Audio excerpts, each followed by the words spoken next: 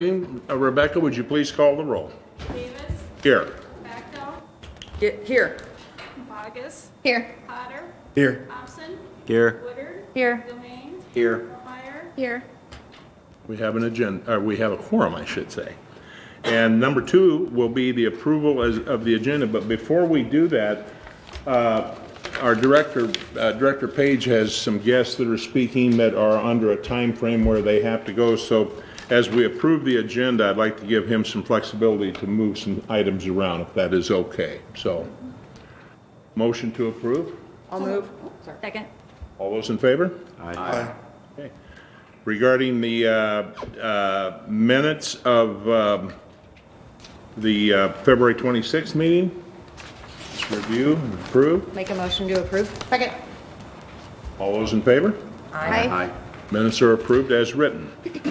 Okay, let's go to, shall we go to board action? Yeah, let's talk board action items. I Okay. think that'll be rather quick. You already have unanimous subcommittee approvals. I don't have much more to add that was not already in the documentation for you. I would defer to any of the committee members from the park board on the golf one first. We could defer to Domain if he had any thoughts on the 2 committee members for the golf committee. They sound more than qualified. Any questions on the 2 recommendations? Okay. We need a motion on Yes, that? please. I'll make a motion. Second. Okay, and I think we'll roll call on that. Davis. Yes. Bacto. Yes. Bogus. Yes. Potter. Yes. Thompson. Yes. Woodard. Yes. Domain. Yes. Meyer. Yes.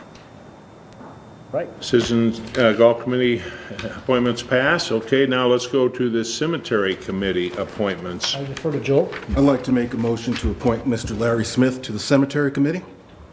Okay. Second. Rebecca, would you please call the roll? Davis. Yes. Bacto. Yes. Bogus. Yes. Potter. Yes. Thompson. Yes. Woodard. Yes. Domain. Yes. Meyer. Yes.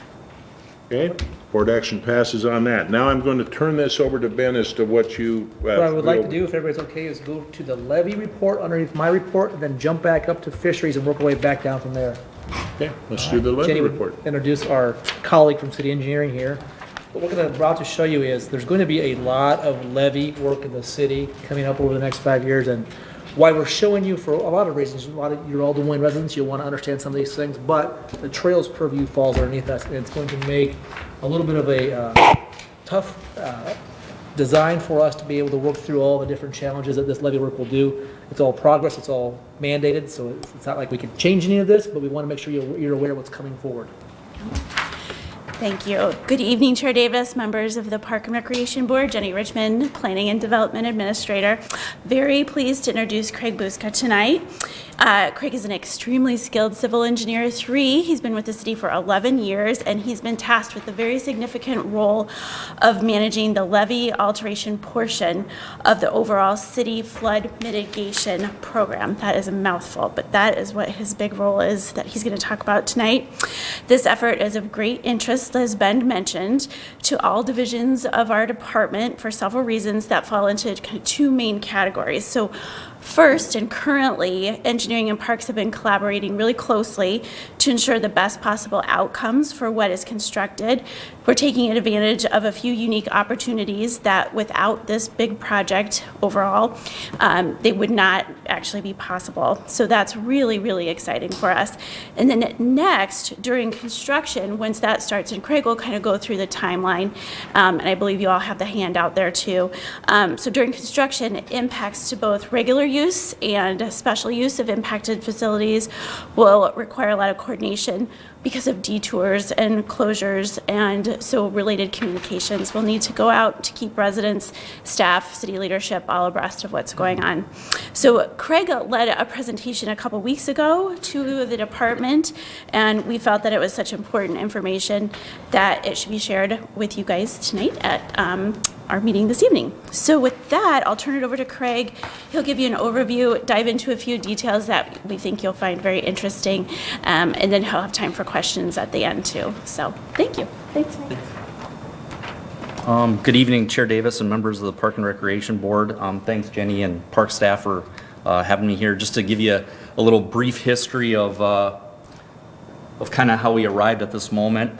Following the flooding of 2008 in the upper Midwest here, U.S. Army Corps of Engineers conducted a Des Moines River regulatory flow frequency study to estimate lake frequency and magnitude of river and reservoir outfalls. The result of this study was released in 2011 and concluded that flood events like the 1993 flood and the 2008 flood were more likely to occur here in Des Moines. Therefore, the existing levees in Des Moines do not currently provide reliable protection against a 100-year flood event. In addition to that, we also do not meet FEMA accreditation standards. So since the study was released in 2011, showing the increased water surface elevations in downtown Des Moines, the city has currently modified about $4.2 million worth of existing projects in the downtown area to meet that full frequency study. We've also spent another $4.3 million to hire a consultant to perform hydraulic analysis as well as conceptual design for our levee alterations, here in downtown, and also just to kind of set the table for future design projects. In addition to that, the city of Des Moines has secured $111 million in Iowa Flood Mitigation Program funding to help support these projects. And also in conjunction with the conceptual design work that we've done along with the hydraulic analysis, we were also able to kind of complete some projects up to this point. For example, the raising of the Red Bridge downtown was also a part of this. We've done some downtown levee closure work projects and also some storm drainage improvement projects, including pump stations.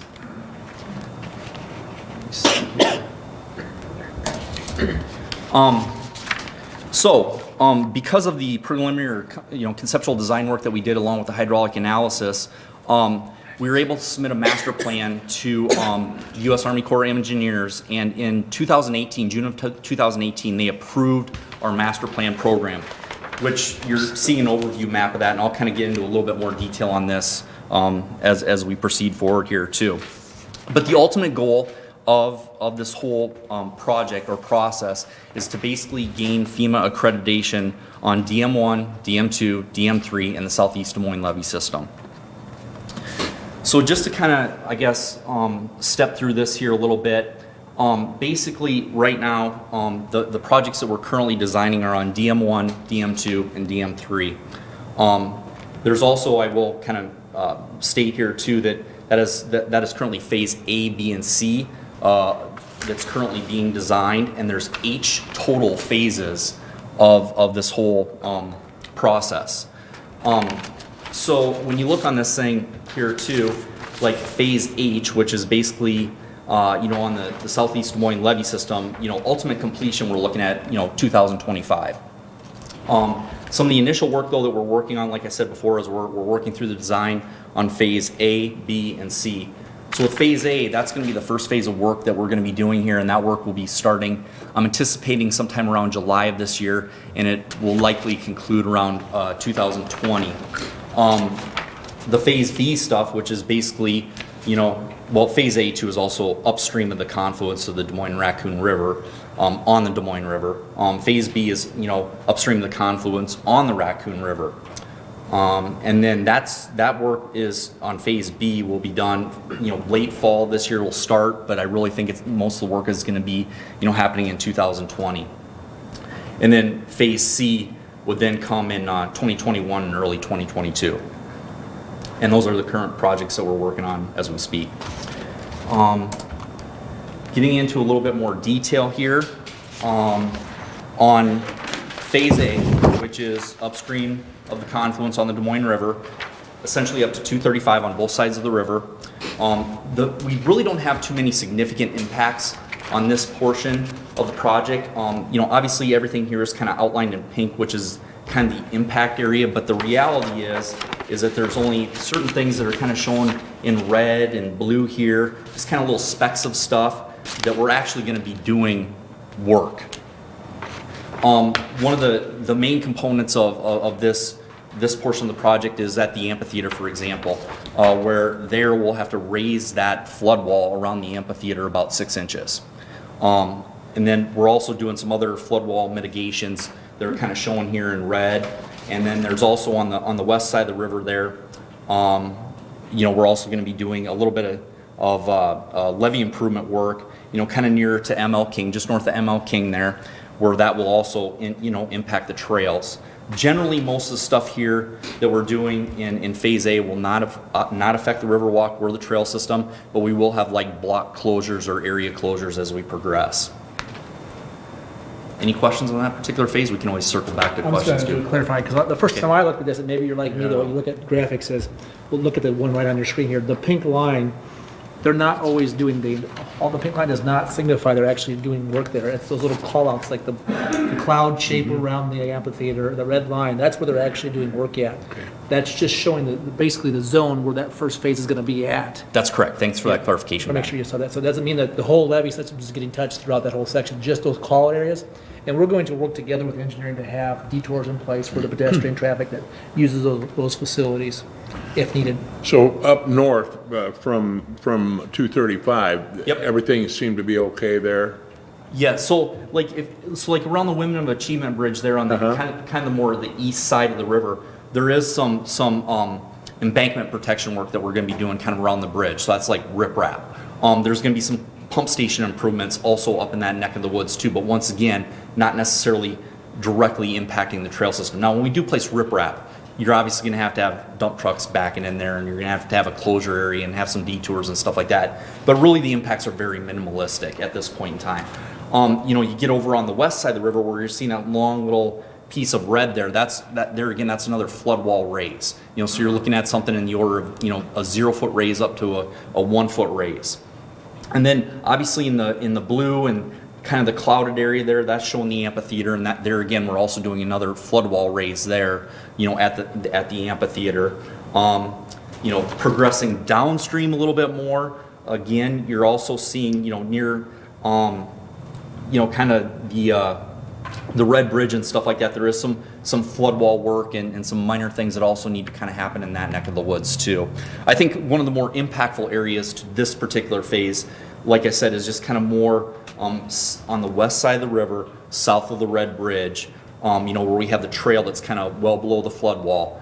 That trail will have to be taken out of service when we do, kind of more of just a earthen levee raise in that stretch, because there is no flood wall or anything in that location. And that work's expected to start here soon. Yeah, I mean, yes, sometime in July-ish on, and then, kind of creep into 2020. We still don't have the details exactly, and I'll work with the Parks Department on this too, of like when certain aspects of the project will be taking place. Right now, our design work is about 50% complete. So as design progresses to more of the 90% level, that's when you really start getting in the weeds about like how you're going to phase the work and do those kind of things. How short are they, are these levees? Generally up here, upstream of the confluence on the Des Moines River, it's a foot max. It's what? 1 foot max. Okay, Is 1 all foot. that's required Okay. for a raise.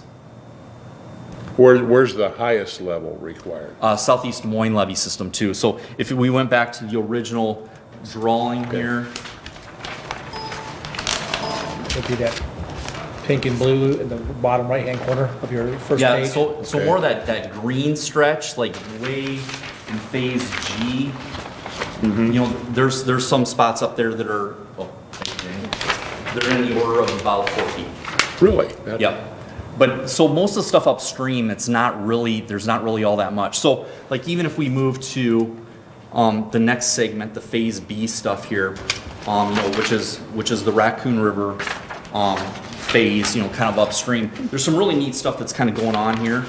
The one biggest thing right now with this particular phase is that we're basically going to be raising the levee nominally about a foot throughout the whole stretch, on the north side of the river. But what we are going to do is we're going to be widening the levee out to a top of 14 feet that'll accommodate a future trail, a 10-foot wide trail, which is something that doesn't exist right now.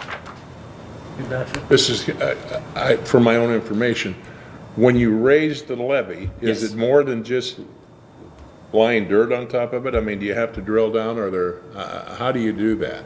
It just depends. It depends on, if there's other geotechnical mitigation work that you have to do there. In certain segments, even on this Phase B, we're going to be, dumping riprap for protection, embankment protection too. There's other minor things that go on here. But yeah, normally what you do is you would strip the topsoil off, kind of scarify what's there, and then, bring in your select soil materials to do the raise with, and then you would, recover with topsoil and do those kind of things. Okay. But like I said here, this is really going to be kind of an impactful phase though for the trails though. But the neat part is like I said, there'll be accommodation for a future trail all the way out to ML King, when we're done with this particular work. A lot of what you're seeing though, there's quite a bit of work, really around the Jackson or the Southwest 5th Street Bridge or the Jackson Bridge. Basically on the south side of the river, kind of where that clouded area is, where we're kind of showing the red line there too. That's a flood wall replacement there. So like in that particular case, we're going to have to remove the entire wall itself because it doesn't. I mean, if you were to raise it, it could overtop. So we have to basically get in there and replace the whole thing. So that's going to be really kind of a big deal from, essentially the Southwest 1st stretch of trail all the way out to Southwest 7th. So that'll have some impacts in that area. How long will that project take specifically? Right now we're anticipating, like I said, a late fall start on it and then a completion in 2020. I'll just kind of keep moseying around. We can always come back with questions here too. This phase also is pretty impactful to the trail system, but there's also some neat aspects of this as well. This is the Phase C portion. This work is going to predominantly be completed, I believe, in 2021, according to that cover sheet.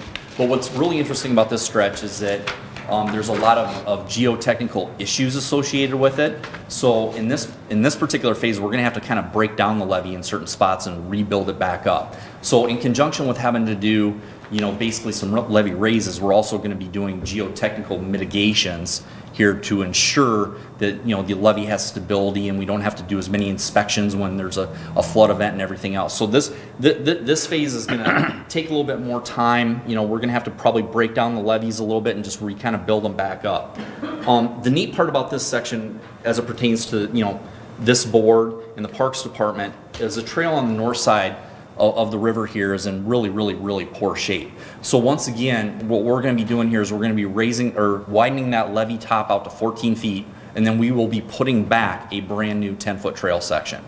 So that's a huge win. On the south side, on DM3, that's once again it's going to be kind of that's a trail I think that's used quite a bit. And there again, we're going to probably have to set up some detours, but a lot of that stretch, even since this drawing was created, they kind of highlighted these areas as geotechnical mitigation in green. It's really kind of the whole stretch from the Southwest 1st Street Bridge, Ped Bridge that leads over to Principal Park, all the way down to Southeast 14th Street we have issues with. And I'll point out too that there's some board members here that might remember this. When we built that segment, I always call it from mullets to county soccer. That segment was built with the idea that we'd tear it up. So we did it on a very low budget. We made the asphalt even thinner than a normal standard because we knew we only had it out of a few years because the report was just coming out at that time. We thought, let's not put a lot of money in this until we know. But we had also had grant money at the time that came in before the announcement of the levies raising. So we had to spend the grant money at the front end. So we did it on a very, I guess, inexpensive way of doing things. So we knew this was coming, and we're going to get, again, a nice improved trail out of the deal. Okay. Just as another caveat to all this too, that original cover sheet map that I also showed, I had some red boxes that I highlighted on there too. The Southwest 1st Street Bridge rehabilitation work, that work is going to be done here in 2019, followed by the Scott Avenue Bridge work in 2020. Part of our levee dates that we've established here, is going to coincide with that. So one thing will remain open while the other is closed. So once we close or, kind of close the Scott Avenue Bridge, then that's when we'll kind of be, closing the phase 2 stuff. And then actually, believe it or not, it works out pretty well. But there's just going to be a lot of construction activity in this area impacting the trails and the levee system. So the purpose of the day was just to make sure you're aware, and if you want to help share the word about the trail impacts coming up. Later on, engineering will have other ways of sharing the information on the levee specific projects they're doing, and we'll do that too. We'll send you those links as they become available. Yeah, ultimately, too, what we're gunning for is to have a website for this work. So, Any other questions? This was very thorough, and I'm Yeah. sure none of us understand how it's done, but. well, let it But marinate. did well. If you have further questions, I'd be happy to come back or whatever. So, thank you very much. Thank you. Thanks to Craig too. He's been a great engineer to work with. He always tries to make sure he finds a way to accommodate all of our trail users. So thank you, Craig. Thank you.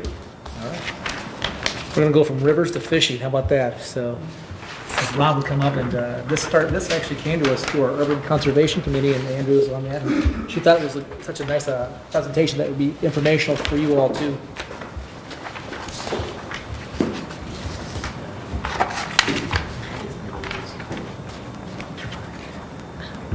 Right there. Chair Davis, members of the Park and Recreation Board, Ron Ward, Park Manager. Like to introduce Tyler Stubbs. He's an urban fisheries biologist with the Department of Natural Resources. He's been very helpful with us for about the last 2.5 years, actively working with us, doing things like fish surveys, fish stocking efforts, and overall pond improvement. And he's here this evening to share with you some of the data from his research and answer any questions you have. Thanks, Ron. Chairman Davis, members of the Park and Rec Board, appreciate the time tonight. Probably don't see fishing stuff show up too often, but I just wanted to give you kind of a state of the state Des Moines fisheries here quick. And a few of the things I'll be talking about, we kind of break down the fisheries here in Des Moines as primary and secondary. So our primary fisheries are the 4 listed there on your left. The secondary ones are on the right. The primary ones are ones that we're focusing on from a management and stocking standpoint. The other ones like Birdland Marina, Riverview Park, it's been difficult to deal with, and then Case and Ewing are both very shallow, and Case gets flooded often as well. So when we went out, we had a graduate student back in 2009 with Iowa State University do some sampling in the Des Moines area when the DNR was thinking about getting more in depth into urban fisheries to see what was out there. Urban fisheries is not something that a lot of states deal with from time to time, but as our funding is based on license sales, we find out that since about 2010 or so, the majority of our license holders are from urban areas. So it's about 64% of our anglers, of our direct constituents, live in about 9 areas. And so we put more focus on this, getting involved with the urban side. McCrae Park is what you see there, and it's currently undergoing renovation. We're really excited about that. It's a really going to be a very popular park. We've heard a lot about people waiting for that fishery to come on, and that's what we saw there in 2018. Pretty undesirable fisheries from an angler standpoint. The bluegill and crappie, which are game fish, were undesirable in size, and then of course we also had a pretty good population of goldfish and bullheads. Do you think the goldfish are those fish that have been released? Excuse me.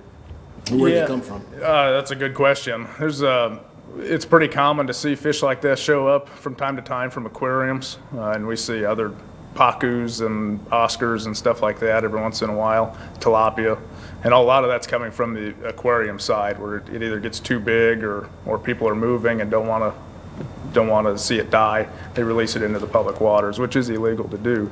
The other thing is that goldfish is actually legal to use as a bait in Iowa, and so you can purchase goldfish at a bait shop and use them as bait. So there's a chance it could have come from somebody dumping out a minnow bucket or whatever.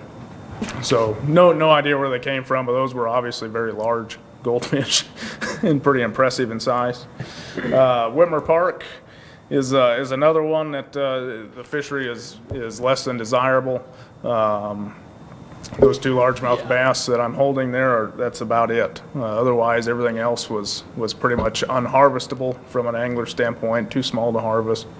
And we're looking forward to seeing the future of that place. And then Gray's Lake. Gray's Lake gets some negative feedback from a fishing standpoint, but I tell you what, it's a diamond in the rough from our views. The bass population, I would compare that to any bass population in central Iowa, quality-wise.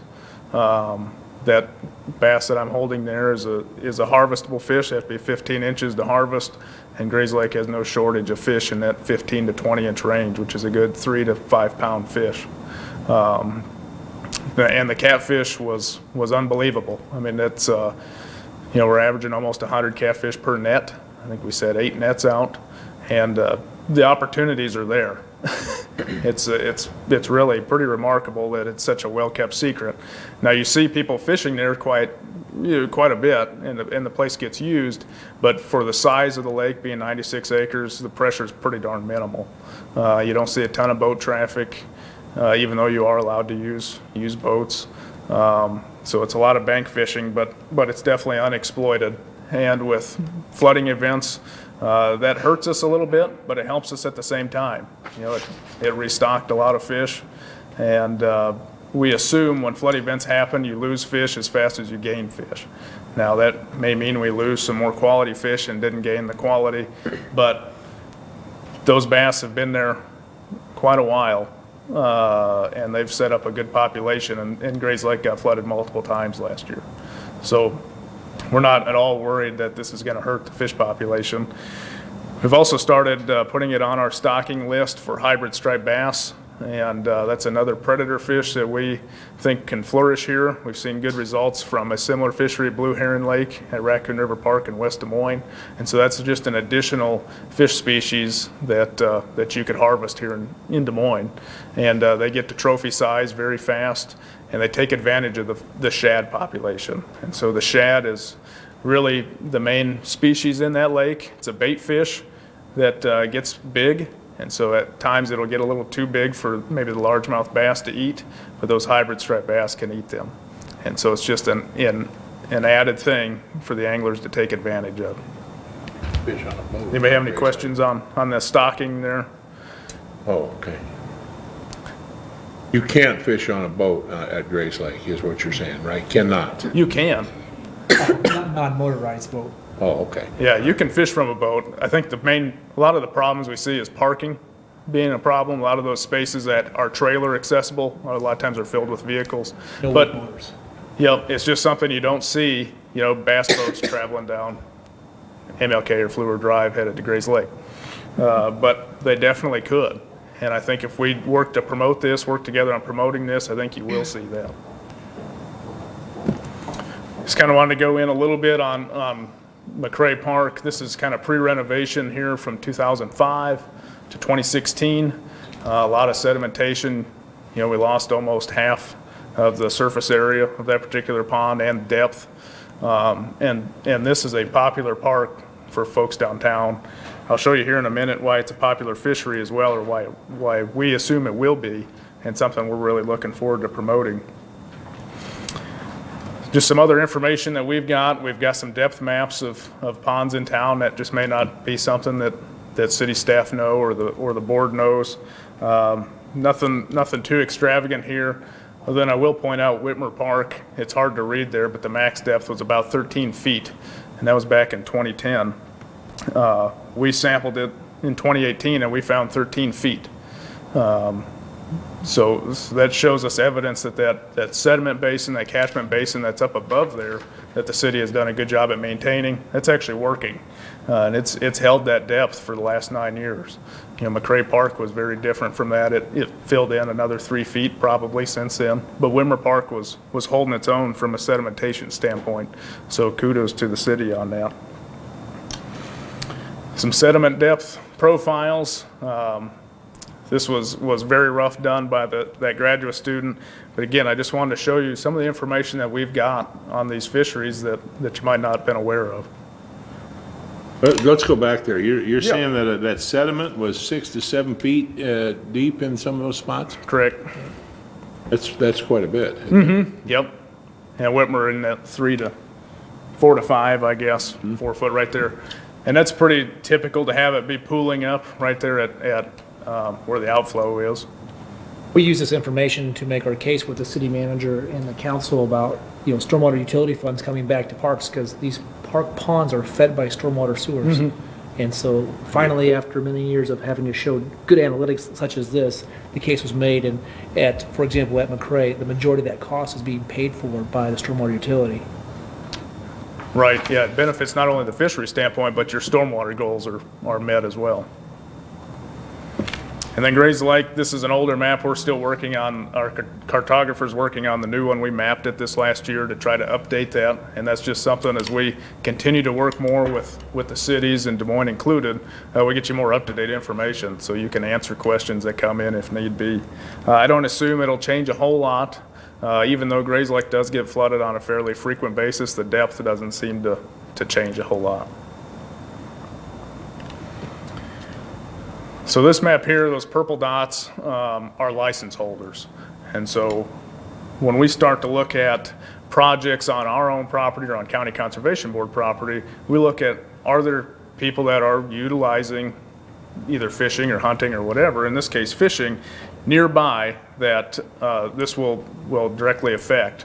Are these people we could market to? Are these neighborhoods that we could look at to do different projects? This is an example at Greenwood. You can see almost, it's about 6%, 7% of that neighborhood within a 1 mile radius holds a fishing license. If we look at McCray, it's up to 9.2%. We've got a lot of anglers downtown. That 50317 area code, that and is that the east side? That's the east. So the east side has always been our most popular area code in the Des Moines proper for fishing.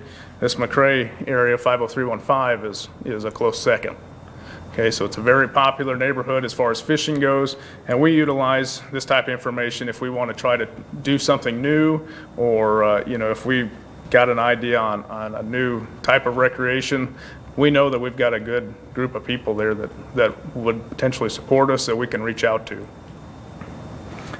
The statewide average, by the way, for a city is about 8% to have a fishing license. Des Moines right at about 8%. So this neighborhood ranks a little higher than that. And then I just threw this in here. If you're more of a numbers person than a map person, it shows you the same thing, except for it's got 2016 and 2017 licenses on there. The big difference on here is Whitmer Park. We've got a lot more license holders there, assumingly from the Drake neighborhood, or from Drake University itself. We see a lot of college students in Des Moines buying fishing licenses. And then the recent uptick in apartments downtown has also included a lot of licensed buyers. So fishing is something that folks want, but a lot of times we're not promoting it as much as we should, or compared to other types of recreation. Fishing is something that Des Moines has a lot of opportunities to look at. And so we've started doing that in connection with cities. Last year we had a marketing grant to work with the Des Moines suburbs. This year we'll be doing something very similar to that again, but we'll also be encompassing the city of Des Moines on that, as well as Carlisle and Grimes. But that particular grant just looked at the suburbs and promoting fishing and the fishing opportunities that are there. One of the big takeaways from us when we look at surveying urban residents, which is something we did this year, and it was just a general survey, is that there's a couple reasons they don't go.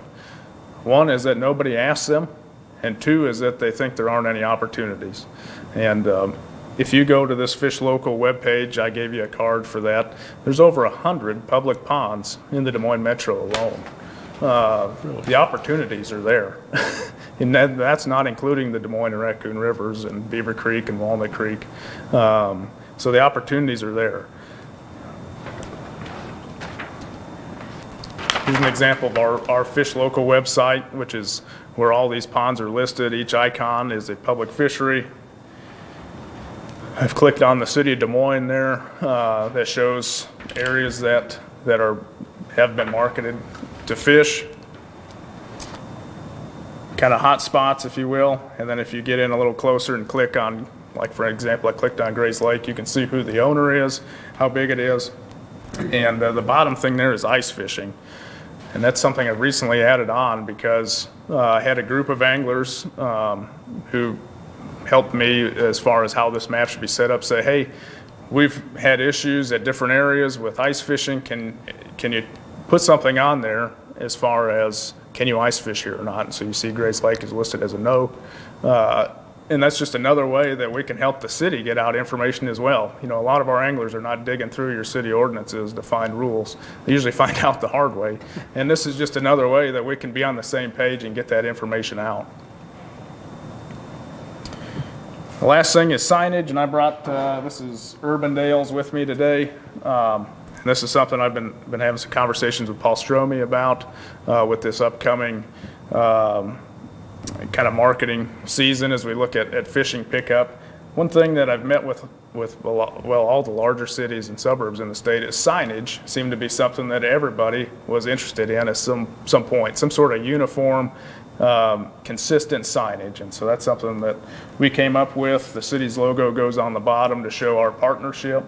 And with that, because the city's providing public access and we're helping with stocking and management and media relations as well, and programming, which City of Des Moines has been a big partner of ours in the past with programming. And the fishing limits, that was another barrier seen by urban residents, was they were worried about getting a ticket because they didn't know how many fish they could harvest. And so that's another part of that sign. So, and there's an example there that's from City of Johnston at one of their ponds. So that's where we're kind of looking at and where we're going. Okay, we look to be more involved in, and you'll probably see me again as we continue to look at Des Moines fisheries and how we can look to improve them. I brought our latest magazine here, which I could send somebody, Richard or somebody, the actual article. Looking at hot spots in the Des Moines Metro, you know, we've got Des Moines parks in there. We've got Greenwood, Ashworth, Gray's Lake. Okay, so we're looking to promote these things and to work with the cities on this. This is we see this as a beneficial partnership for both of us, and look to see at how we can help. I hate to say we're from the government and here to help, but that's the truth. I want to help, and I want to help, and I want our anglers to know that those opportunities are there, and any potential citizens that come in as Des Moines continues to grow, that hey, this is another recreational opportunity. You don't have to leave Des Moines to go to Okoboji or Spear Lake or wherever. You can stay right here and do this, and for the most part, you can ride a bike on a trail to get to any of these, and so that's where we're at. So I'll take any questions you've got. How old do you have to be to have a license? I mean, can you have fish as a non-licensed person at any time? You need to be 16. Below is non-licensed? Yep. Okay. But there are some exemptions as far as military and disability and Do you have to have a parent when you're under 16 to go fishing, or can No, a you kid do go not. fishing by themselves? Yep. You have free fish day or days? Yeah, so the first weekend, it's actually Friday, Saturday, Sunday of June is free fishing weekend. So I think it's the 6th, 7th, and 8th this year. And that's a big deal. At Gray's Lake, we usually have an event with the city of Des Moines on that Friday night. And Joel Van Rokel is actually usually the one there with programming. And then Saturday, the Des Moines Ikes, the Equalton League, have an event of their own at Gray's Lake as well. I was very impressed by your license holder charts within the, like Whitmer and Right. McGray Park. I was very surprised that it was that saturated with fishing license. Right. Yeah. As far as Des Moines proper residents go, there's around just shy of 11,000 license holders last year. And there's probably 35 to 40,000 metro-wide, you know, from Bondurant to Norwalk and in between. Any other questions? You have an update on the Lake Easter fishery? Well, it'll be getting stocked here soon, this spring. Probably, well, I think it'll get some bluegill tomorrow. Really? Do you know exactly where you're dumping those at for Joel? probably right off the boat ramp if I had to guess. How big are those fish gonna be? Is it those 2-year out fish before the bluegill? Yeah, That's what my so- kids are worried about. When can we go fishing again? So a lot of times when we're stocking bluegills in the spring, they'll be 5 to 6 inches in the fall. So they'll be catchable in the fall. They won't be necessarily harvestable size, but they'll be catchable. And then bass will go in June along with channel catfish. And then I know there's plans there in the future with walleye and crappie and that. But It's my understanding Easter Lake is already completely filled, is that It correct? filled up It's pretty filled, quickly, yep. yeah. Didn't take long. No, And then we'll stock McRae, when McRae is full, we'll stock that as well with largemouth bass, bluegill, and channel catfish. And I mentioned hybrid striped bass at Gray's Lake, we'll get those every other year, so on odd years, so it'll receive a stocking of those this fall. Around 2,000 or so, probably. Anything else? Joel, did you want to admit about dumping goldfish into these? None of my goldfish have survived. Okay. So I don't think they're the problem. Thank you. That was Thank you very much. Yeah, informative. thanks for having me, I appreciate it. Thank you. Very good. Well, that was very informative and very good. Tyler, you did a great job. Is there any motion to receive and file? So moved. Second. All those in favor? Thank you. Thank you very much, Tyler. As Ganesh gets ready to talk about adopt a block, I just want to remind all of you that serve on subcommittees, that was a great idea that Andrea had. If you see a presentation, we don't always know what would resonate well with this group at the next level or not, but always feel free to tell me if you want to have something move forward. That was her idea to move this forward to this group, so we can always do that. That's great. Ganesh is going to talk about a timely program through the cemeteries, how you can volunteer and give back. Rebecca, I don't see my presentation on the bottom here.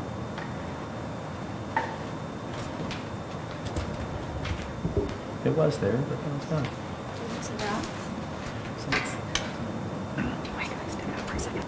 Okay. See you later.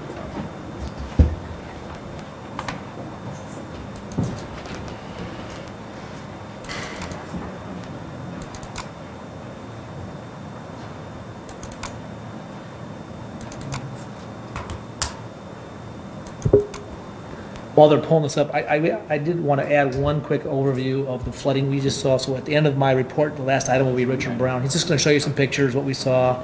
And Richard did the drone footage. We're going to be able to show that. We'll show you a little drone footage of Gray's Lake.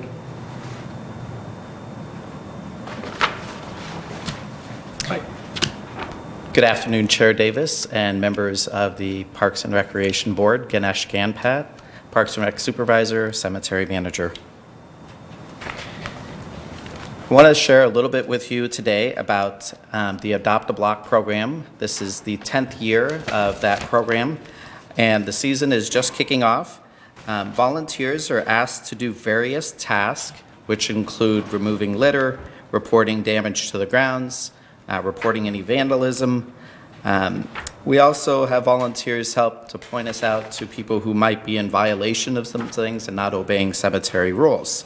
But the most important task that these volunteers are charged with is picking up sticks and branches, especially after some of the windstorms that we have over the spring and summer and fall. So the volunteers are involved in April, the beginning of April, starting next week through the end of October. They help in various ways. Most of the volunteers are there like once a week, but some will come twice a month. Our main emphasis is prior to Memorial Day, what we call our Super Bowl, because there's so many visitors that come to the cemeteries. We want to have everything looking really good. So around the 20th through the 31st, we work really hard with those volunteers to be sure that they're cleaning up all the cemetery blocks that they've adopted. Now, I do want to share, Glendale Cemetery had about 40% coverage of volunteers that chose to pick up and help to adopt that particular cemetery. The other two cemeteries that I highlighted, Woodland and Laurel Hill, only have about 10% coverage. So we're really in need of volunteers. Last year we had about 25 active volunteers. So we do have a kickoff event and a training event coming up next Monday right here at the Municipal Service Center, 5:30 to 7 o'clock. We are encouraging people to register either online or give us a call to learn more about that or to sign up. And I will say that, if somebody can't make it to that particular training session, we will train them one-on-one. And it doesn't have to be on that date if they want to start later on in the spring or even in the summer. It's good opportunities to families that are out and about, maybe a good way for families with small children to help out as well. That's a little bit about the program. Are there any questions? I do. I thought that flyer said had signed up by March 15th, is that? Yeah, we adjusted the date a little bit. We'll take everybody who wants to sign up. Now, the thing is, if you've claimed the block and you had it last year or the prior year, you have first right of refusal. So you will get that block, but we extended the date because we want as much participation as possible. How big is the block? Well, John, you could help me with that a little bit in acres wise or so. Maybe the biggest block's going to be less than a quarter acre, Most Think of like blocks are, 400 feet by 150 feet maybe. So when we go to the cemetery and it says like block 1 or block 2, that's what you're talking about Yes. specifically? Yeah, Think of block like A or neighborhood, whatever. Your lots in your neighborhoods, they're all Okay. different sizes sometimes. Yeah. I did, Dinesh, you want to introduce John? Wait. I did have a question. So is this something that, I'm not for sure, but like students in the Des Moines Public Schools, they can earn silver cord hours, and some kids like to get outside and do things outside, so this might be something I could share. And then also maybe in the parks, I don't know if there are any opportunities like for them to volunteer and get hours. I mean, I used to just drag my kids and do it, no silver cord back then, but I don't know. Yeah, you're absolutely right. It is a great silver cord project. Okay. Do you have kids doing it for that? Or? Yeah, we have silver cord students that help out usually over Memorial Day, or if they're doing a special project where they need to get up to 20 hours or whatever, they'll seek us out. Okay, so they do. So do you have a contact with a teacher, or they just randomly? Yeah, because we have so many different high school. I know there's a good contact at East High School that I've been working with Okay. recently. Okay, Why don't you go great. back a slide, but we'll email this out to you too, so you'll have the presentation. Yeah, but I'll send you'll- it. You can, Yeah. we'll send out Ganesh's contact information too if they have Okay. a specific cemetery request, and he'll connect you If with you need more Kelly. help in a certain, that'd be good. Okay, thanks. Thank you. Dinesh, I want to compliment you and John. You guys are really doing a great job at those cemeteries, and really they're becoming very user-friendly as far as, finding, loved ones and where they're located and things like that. Thank you. A lot of compliments. All right. Any other questions? You want a motion to receive and file? I absolutely do. Are you ready? I'll make a motion to receive and file. Second. All those in favor? Aye. Okay, motion passes. Back to my report. I have John Wilson, who's been calling me about every day for about the last month, asking if he could come speak with the park board. He's really excited about this, so this is John's first time doing this. I did not realize, otherwise I was premature in trying. Yes. Can't fire me for choking. That's right. Yeah, you'll do just fine. John George, actually. if he gets upset, just put him in his place. That's right. John's been with us a long time. Yes. And as you know, Woodland Cemetery, we could probably go for a long time, but we tried to pick some highlights. There's not all this history that we could tell you in a 10-minute span is going to be able to be told in this story, but very fascinating. So without further ado, John. Good afternoon, Chair Davis, members of the Parks Board. I'm John Wilson, Cemetery Operations Supervisor. Woodland Cemetery was plotted in 1848 with 5.5 acres. It was called Fort Des Moines Cemetery from land donated by John S. Dean, Abel J. Kane, Henry Everly, Jonathan Lyon, and Lewis Jones. The city of Des Moines became the owner in 1864, only 6 years after Des Moines became a city. At that time, an additional 36.5 acres were purchased from J.B. Bossman to make it a total of 42 acres. Woodland is one of the first public cemeteries in Iowa and is the most historic of the city's 7 cemeteries.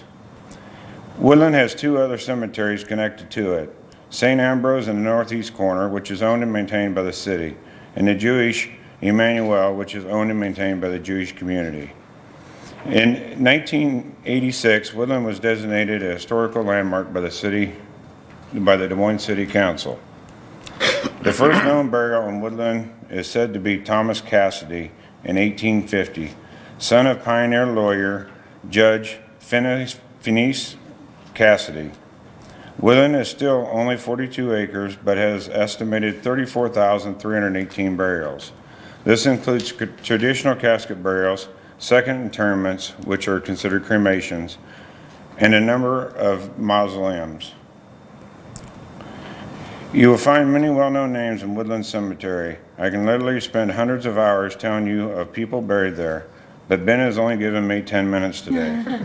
So I'm going to give you a snapshot of 15 individuals. When you first enter Woodland, you will see the Hubble Catacomb, which has 50 crypts. For those of you wondering, it is not a mausoleum. A mausoleum is above ground. The catacomb burials in this location are 17 feet underground. Also near the entrance is a Denman Fountain, which was erected in memory of Augustus Denman, who was the Des Moines water superintendent for 40 years. We are constantly doing research on people in the cemetery, and one recent discovery was Callista Halsey Patchen, who was the first ever woman writer for the Washington Post. She was a charter member of the Des Moines Women's Club. She wrote much on the women's suffrage movement. She is laid to rest with her husband, Dr. Robert A. Patchen, who practiced medicine for 28 years and endured himself to thousands. Hoyt Sherman was a postmaster in 1848. He later became a lawyer and a banker and eventually built Hoyt Sherman Place in 1877. George Carpenter was the founder of Drake University.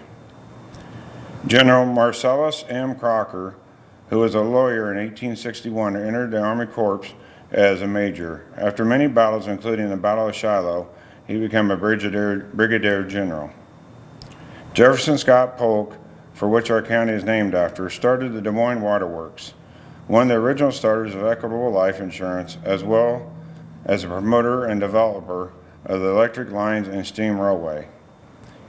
He was a guiding spirit behind many business project enterprises and public movements to develop the capital city. Summerfield Still is the founder of Des Moines University. Martin Flynn, whose original homestead is now Living History Farms. He also owned Flynn Dairy as well as the Flynn Building in downtown Des Moines. Reverend Thompson Bird was Des Moines' first mayor. His wife Anna was a direct descendant of an American Revolutionary soldier. James C. Savory started the first hotel in Des Moines called the Everett House, which served as the local stagecoach headquarters. He later opened the Kirkwood and Savory hotels in Des Moines. Charles Whites came to Des Moines in 1855 and became the first building contractor in the city. William Morrison was a chemist who was part of the early development of battery power. He even built a battery-operated car, which he called the horseless carriage. He drove it to the World Fair in 1888. Governor Albert B. Cummings was state representative from 1888 to 1890, elected the 22nd governor from 1902 to 1908, and then went on to the U.S. Senate from 1908 until his passing in 1926. Henry C. Wallace, who served as U.S. Secretary of Agriculture from 1921 until his death in 1924. Governor Samuel Merrill, the 11th governor, elected in 1872. His mausoleum has recently been restored thanks to donations from various people and organizations. There are many veterans laid to rest in Woodland. There is 2 Grand Army of the Republic sections, GAR sections, where there's many laid to rest. Civil War veterans are buried.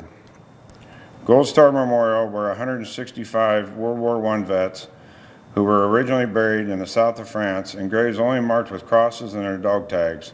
Their remains were moved and buried at Woodland. General Nathan Baker, former governor of New Hampshire in 1854 to 1856, later moved to Iowa in 1859 and was elected to the Iowa legislature in 1861.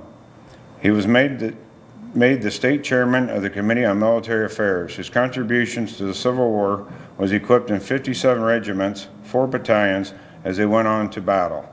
The monument that marks his grave was paid for by the soldiers that served under his command. The cannons around it were donated by the U.S. Department of War. Oliver Perkins was a silversmith in the 1800s with no heirs to his estate. So his request was to have his entire estate used towards his monument, which is the tallest personal monument in the state and one of the top 3 overall. It stands over 70 foot tall and was erected November 23, 1913. It took 5 rail cars to bring it to Des Moines from Vermont and several teams of horses to bring it to the cemetery. It is rumored that they had to wait until the ground froze to bring it from the railroad to the cemetery because of the weight, and it took over 30 days to erect. Wesley Redhead established the first organized coal mining business in Des Moines in 1864. He had several other business interests as well and was instrumental in making Des Moines the permanent home for the Iowa State Fair, even donating some of the land where it is today. Benjamin Franklin Allen was one of the first settlers in Des Moines in 1851. He became Iowa's first known millionaire.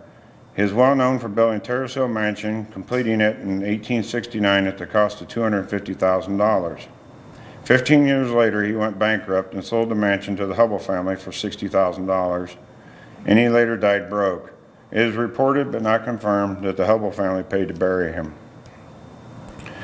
The Typographical Union number 118 from 1907 is where 14 typesetters were buried who accidentally died ingesting ink they were using while eating their lunch with ink on their hands.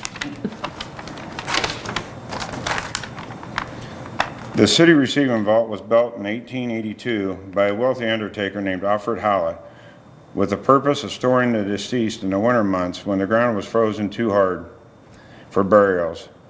It has 2 rooms, a viewing room and the storage room, with a capacity of storing approximately 100 coffins. There was no electricity to keep the room cold enough from keeping the bodies from decomposing. So blocks of ice were cut from the Moines River, were used on the ground, and they stacked the coffins on top of it. According to several sources, the Woodland Receiving Vault is the first building west of the Mississippi River to use reinforced concrete in its construction.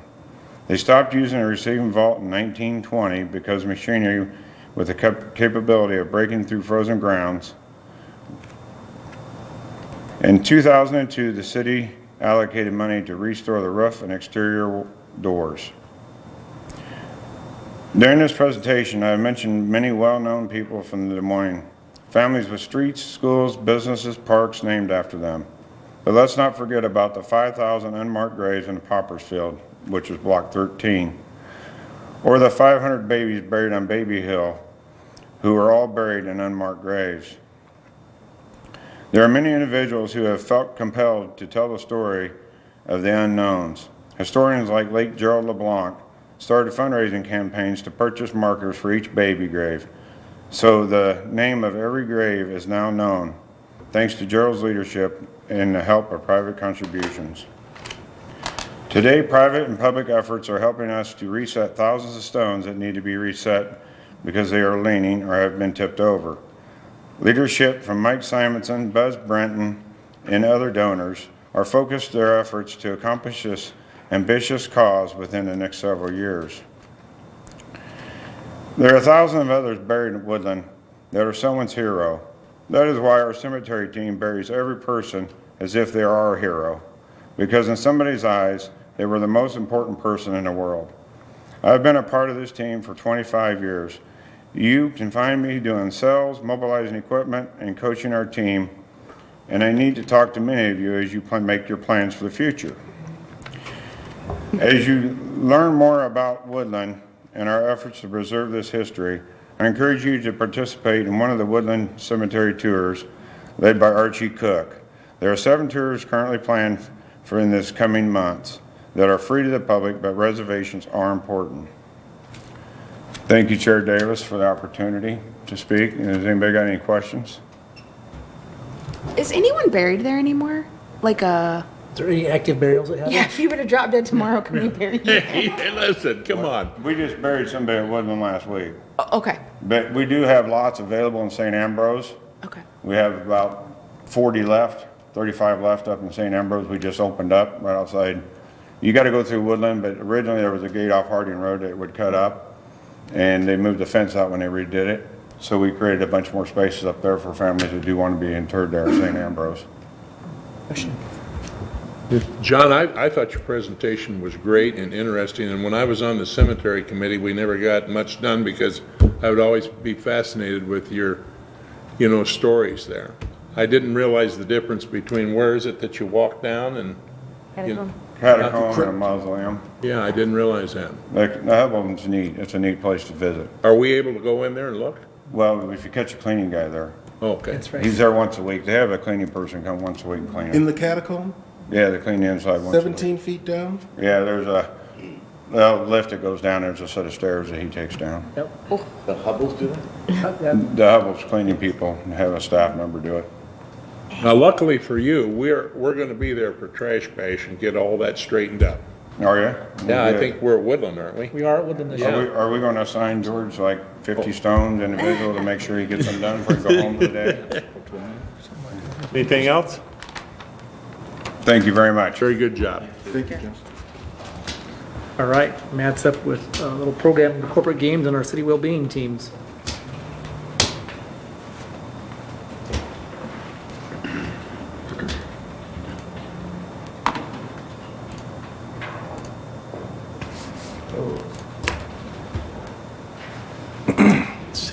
Chair Davis, members of the Park and Recreation Board, Matt Kalsevich, Recreation Manager. Thank you for this opportunity to share information with you about our City of Des Moines Culture and Wellbeing Team, as well as our partnership with Des Moines Corporate Games.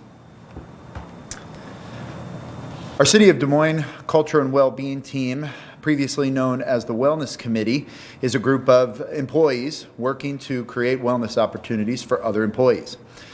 We went through a strategic planning back in 2018, really to evaluate what the structure was and how we could better serve the employees, really utilizing this mission. And we went through a rebranding process, thus the main name change, but also came up with the acronym, Helping Employees Attain Lifelong Total Health. And one of the wonderful aspects for me as one of our liaisons out of the Park and Recreation Department is really the city employees leading by example and being part of the effort that Parks and Rec is very much trying to champion about trying to create healthy opportunities in the community for youth and adults. With that focus on health and wellness, one of the things that the employee group has consistently been involved with for the last several years are biometric screens or biometric screenings. And on the heels of that being a consistent part of employees' process each year, or opportunity to take advantage of, we're exploring ways to potentially bring that to the community through park and recreation provision and partnership with our own community recreation centers. So more information to come about the way we might be able to expand that service to the community. One of the great partnerships that's existed for quite a long time between Park and Recreation and the city's Culture and Wellbeing team through both the city manager's office and our human resources is with swimming passes, swimming pool passes, and skating passes for city employees.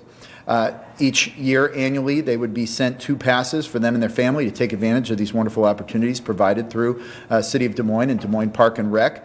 And at the end of the season, the Culture and Wellbeing team would use their funding to pay for those costs, essentially, for employees. So a wonderful opportunity for them to engage with residents and for those who are working for the city but may not live in the city, just to be shared with and have the opportunity to take advantage of something that they help support as city employees. This was really one of the first motivations for thinking about how we might expand the partnership and present more opportunities to city employees. And now we have an opportunity through our adult sports program for all city employees to essentially participate for free through the sponsorship of the Culture and Wellbeing team. And for those of you who've been on the board for quite a while, you know the, I think, extensive adult sports menu we have, and you can see the listing there of softball, of which we have 3 seasons, basketball, which we've just added a summer 3-on-3 summer league with specific age divisions, flag football, volleyball, one of our newer sports that's already grown, doubled in size in just 2 years, ultimate frisbee, kickball, wiffle ball, and bags. So just a broad range of options to include hopefully everybody who's looking to get active in some way. And you can see some of the pictures there of those activities below. Now, this is a pilot project for 2019. We're going to assess this internally as Parks and Recreation, and we're going to bring this back to the Culture and Wellbeing team for some of their feedback as well. But I really feel like it's a win-win. We have capacity in our adult sports programs, and we're looking to grow interest in those, and we were seeking more opportunity for our city employees to get involved through the Culture and Wellbeing team programs. So again, a perfect complement for each other, and we're excited to see how this can grow and blossom during this first year of the offering. That leads me to the Des Moines Corporate Games, and another tremendous partnership between Des Moines Park and Rec and a unique program that's really bringing, again, health and wellness opportunities to adults here in the community. For those of you who aren't familiar with this program, this is a company-based competition that enables and supports teamwork, company pride, and corporate wellness through healthy competition. That's the exact mantra or motto they promote on their website. And so just a fantastic relationship with them, and something we look to build on this year and beyond. We were, to give you the backstory, approached by two participants from back in 2015 who were involved in the Kansas City program. And if you know anything about the corporate game structure there, it's basically the gold standard or the model of efficiency in terms of any program like this across the country. Upwards of 700 organizations, 8,000 employees. So they came with quite a story about how they got involved and how impactful it was for them personally as participants and the organizations they worked for. We evaluated some of this that they presented to us ourselves, and quickly evaluated that this was going to be beyond the scope of what we could provide as an organization. So we approached the Iowa Sports Foundation and the Iowa Games to create the partnership. And essentially, in terms of Des Moines Park and Rec and the corporate games, we allow them use of our facilities in exchange for a company registration. In their model, that's a $3,000 registration fee, so it has a real value. And something that allowed them to keep their costs down. And as we're always looking for ways to eliminate barriers to access, and we wanted to make sure that their fees, or help them keep their fees in a place where they could fund the program but wouldn't be inaccessible for companies, especially the smaller companies of maybe less than 100 employees who still wanted to get involved but maybe didn't have quite the funding or infrastructure of some of the larger organizations that they also work with. To give you a rundown of where you'll see participation for the Des Moines Corporate Games in 2019, and these are solely during the months of June and July. We have disc golf at Grandview Park, dodgeball at Pioneer Columbus Community Recreation Center. That's been the only location that's ever hosted the dodgeball, and it's a perfect spot for that activity. The fitness walk starts and finishes at the Brenton Skating Plaza. We also have golf at Blank and Grandview. This will be the second year for golf here in Des Moines. Recently, or previously, it was up in Ames at Vancouver. We have spike ball at Union Park. That's a new location for us this year. So again, looking to evolve and offer new opportunities through the partnership to expose people who wouldn't normally be in some of our Des Moines facilities to the wonderful infrastructure we have here in the city. Ultimate Frisbee at the County Soccer Park. That's also where we host our adult sports program. And then yoga at the Claire and Miles Mills Rose Garden. Many of you know we've relocated our entire yoga program to the Rose Garden this year because of some of the construction and limitations to access at Grays Lake. So certainly happy to incorporate our corporate games partner into that facility. Just a few final numbers in terms of the growth and evolution, very quick evolution of the corporate games program. So in the first year of the offering in 2016, it was only 28 organizations, and you can see the pattern of increase each year, up to 75 organizations already registered for participation here in 2019, and that was their capacity. So they actually reached that number before the end of the registration period. So very excited for them as a partner that they're having the kind of success they are. And you can see from a Des Moines participation standpoint, our employees are coming out and competing in force. We've improved each year, including a fourth place finish last year right outside of the money. You see those trophies there in the lower right corner. And I know Andrea was a participant in the program as well, so maybe she can speak to some of her experiences. But it's been a tremendous partnership, and we look forward to the way this might continue to grow in terms of people coming and enjoying our facilities here in Des Moines, and them growing as an organization, as a program to take care of that many more adult participants in the community.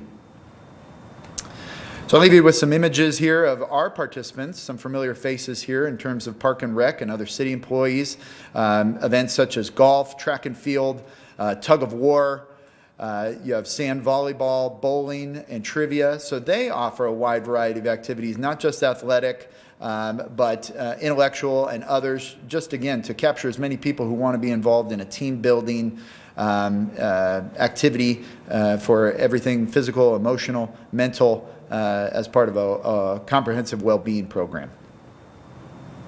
And if people have questions or want more information about either our City of Des Moines Culture and Wellbeing team or the Des Moines Corporate Games and our direct connection with them through Park and Rec, please have them contact me. My phone number and email are there on the screen. Thank you for the opportunity to share details with you about both of these programs. I'd be happy to try and answer any questions you have about either at this time. Do Park Board members, do we qualify for the city well-being team or not? No, current employees only, it's an Okay. employee wellness fund. Okay, But for the corporate games, possibly, okay. we talk about that, but we're looking to hire a bunch of interns that are 6'6". Yeah, Fast. and no one's picked me up yet, so, You're on the short list. okay. Chair Davis, that's a fair question. That was part of our initial assessment in terms of how we wanted to include people in the Culture and Wellbeing Team project for inclusion in adult sports. And we did land on, at least for the pilot project here in 2019, solely city employees, but that includes full-time, part-time, seasonal, and interns. Any questions for Matt? Great job, Matt. Great job. Thank you very much. Thank you.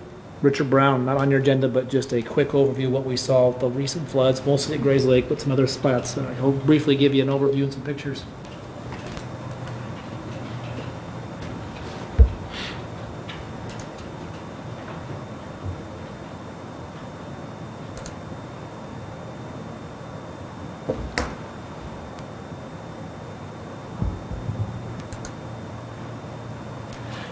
Chair Davis, members of the Park and Recreation Board, Richard Brown, Assistant Director. Just wanted to give you a brief overview of what things are looking like out at Grays Lake and in the park system. As we can all recall and probably have lived through, we had a pretty extreme winter, especially through January and February. We received a lot of snow. And then very quickly it all melted. And the result of that is a lot of the flooding that we see out there today. Obviously, Fluorg Drive was closed for 4 or 5 days last week. And the result of that as well is some damage and flooding at Grays Lake. Here's a picture of what the flooding looked like at its peak. You can see here we're looking at the east end of the bridge, looking west towards the southwest corner and the Fluor Drive.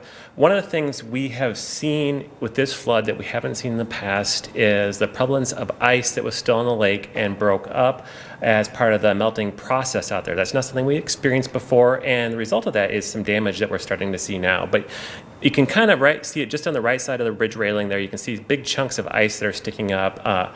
Paul Strom, who was out working with Tyler, who just presented a little while ago, they said ice was as thick as 24 inches on Grays Lake this winter. So big chunks of ice were out there when all of this melted. Just to give you a frame of reference, this would have been about the third highest flood level at Grays Lake since the park was rebuilt in 2000. So the only two higher flood elevations would have been 2008, which is our highest ever, as well as then 2015, where we had a pretty big flood in July.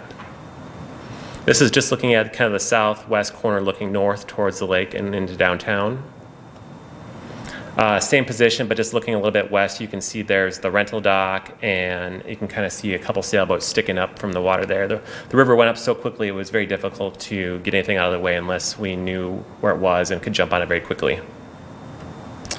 Now that the water receded, the ice caused some different patterns that we weren't used to seeing out there. This is just at the northwest corner, shows we saw a lot of sediment and dirt pushed around, a lot of erosion. Tree roots were exposed through the erosion, a lot of signs, light poles, things like that.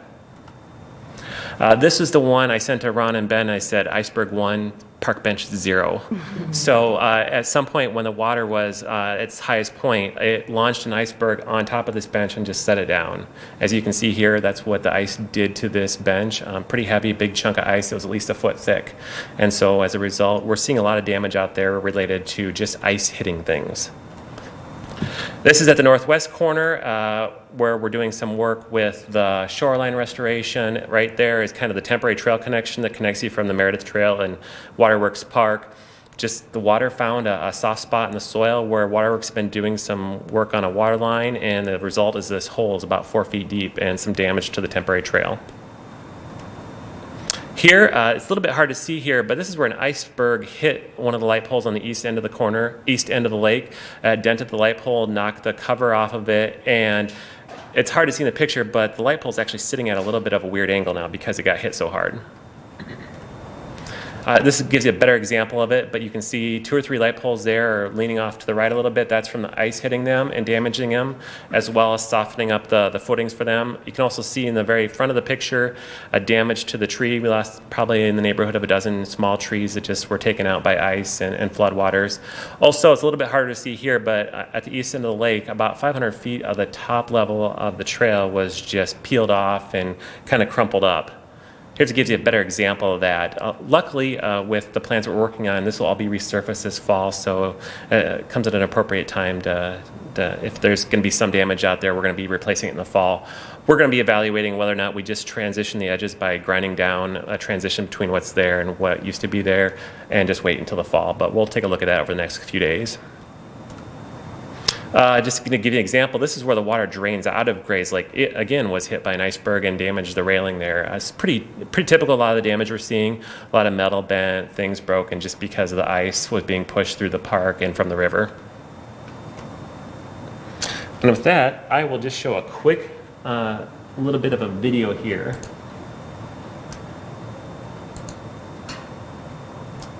We're at the east end of the park here. On the right, you can see the outlet. Those are the light poles that were damaged. That's where the trail was damaged. Our staff shot this today. You can see that the water has mostly receded from the park, but still what we're left with is a lot of mud. Along the northeast corner here, the whole park road is mud. You can see everything just looks really brown and nasty.